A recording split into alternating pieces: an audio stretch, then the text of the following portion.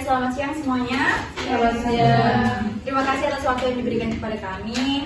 Yang terhormat Bapak Hengki Lukas Wambrau, SPD MSI, selaku dosen pengampu mata kuliah pengantar ilmu pertanian, dan teman-teman sebagai penonton hari ini dari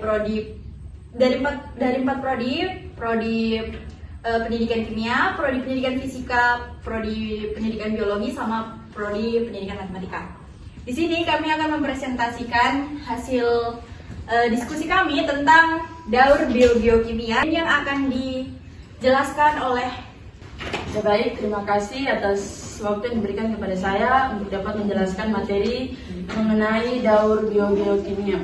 Sebelumnya saya akan perkenalkan nama saya. Nama saya Yakumia Serlik Rey, NIM 2023-5705. Dalam daur biokimia, diantaranya ada dua bagian yang dapat saya jelaskan di sini. Yang pertama yaitu daur nitrogen dan daur air. Penjelasan yang pertama tentang daur nitrogen. Tapi sebelumnya kita perlu tahu nitrogen itu apa. Nitrogen adalah komposisi terbesar yang berada di atmosfer bumi.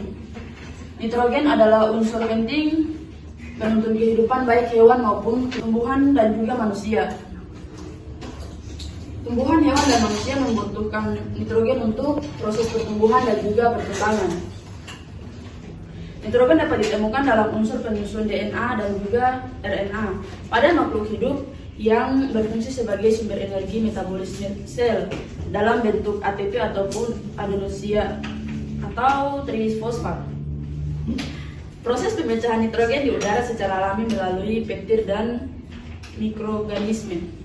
Peptid memiliki energi yang besar untuk memecah nitrogen sehingga dapat bersenyawa dengan oksigen membentuk unsur hara yang menyuburkan tanaman. Gas nitrogen tidak masuk ke dalam makhluk hidup secara langsung, ia harus melewati proses yang dapat mengikat bakteri oleh pengikat nitrogen atau dinamakan dengan bakteri fiksasi nitrogen. Kebanyakan bakteri-bakteri tersebut hidup dalam tumbuhan polong-polongan. Yang kita lihat pada gambar ini, di sini ada gambar pohon kacang-kacangan atau polong-polongan. Di dalam tanaman tersebut bagian akarnya terdapat bintil-bintil akar. Yang kita bisa dapat lihat pada gambar ini, yang hidup di beberapa jenis bakteri yang dapat mengikat nitrogen atau yang bersifat dengan simbiosis dengan akar polong-polongan tersebut. Nama bakterinya yaitu Rhizobium dan Azotobacter. Sifatnya mengikat nitrogen untuk digunakan proses sosiologis atau metabolisme tumbuh-tumbuhan dan nantinya digunakan untuk proses asimilasi. Pada proses daur nitrogen terdapat gambar dan hewan. Ya, jadi di sini kita lihat pada gambar ini ada terdapat hewan dan juga tumbuhan. Kira-kira teman-teman ada yang tahu mengapa bisa ada gambar hewan dan tumbuhan di sini? Tidak. Oke, karena itu saya akan menjelaskan pada proses daur nitrogen terdapat gambar hewan dan tumbuhan.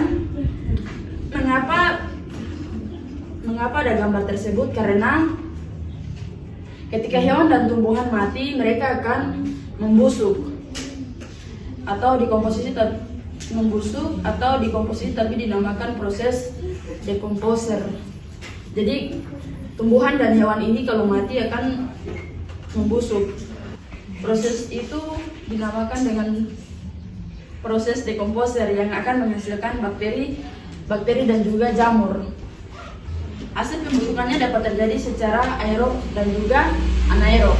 Hasil dekomposisi akan menghasilkan banyak bahan organik dan berlanjut ke tahap selanjutnya yaitu amonifikasi atau amonium dengan senyawa NH4+.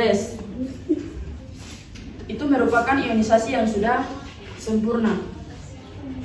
Dari amonia atau amonium ini kemudian terjadi proses nitrifikasi.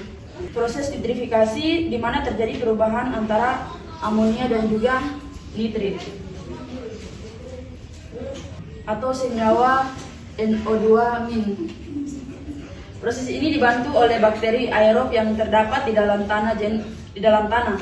Jenis bakterinya adalah bakteri Nitrosomonas dan bakteri Nitrosococcus. Kemudian dari nitrit dilanjutkan kembali ke yang lebih kompleks lagi, yaitu senyawa NO3- atau nitrat. Dan proses ini dinamakan dengan proses nitratasi. Proses ini juga dibantu oleh bakteri, yaitu nitrobakteri. Dari nitrat maka terbentuk dua proses. Proses yang pertama dinamakan dengan proses asimilasi, yang boleh langsung dipakai oleh tumbuhan untuk mendukung proses tumbuhan. Proses yang kedua yaitu proses denitrifikasi.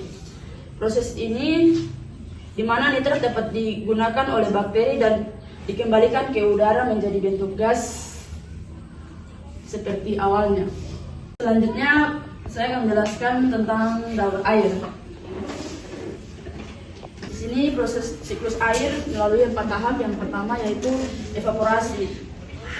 Proses ini di mana air yang ada di laut, di rawa maupun di sungai menguap karena adanya pemanasan dari sinar matahari. Dalam hal ini air diubah menjadi uap air atau gas sehingga bisa naik ke atmosfer. Proses yang kedua yaitu kondensasi.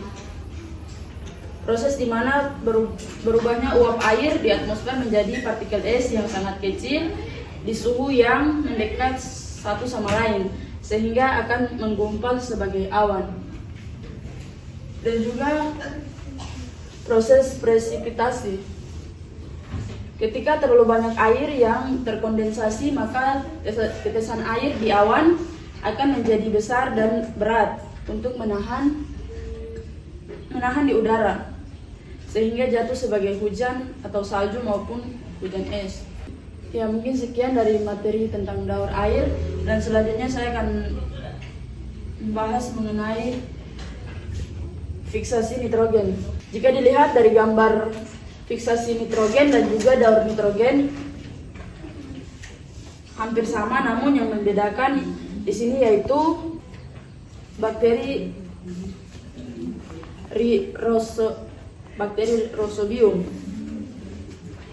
Fiksasi nitrogen merupakan salah satu cara melalui kegiatan organisme bersimbiosis yang dapat mengubah nitrogen dari atmosfer menjadi amonia atau kebalikan dari denitrifikasi. Sekian presentasi saya mengenai daur nitrogen, daur air, dan juga fiksasi nitrogen. Di sini kesimpulan dari ketiga materi, ketiga proses ini saling terkait dan krusial dalam menjaga keseimbangan lingkungan di bumi serta mendukung kehidupan organisme yang ada di dalamnya. Sekian dan terima kasih.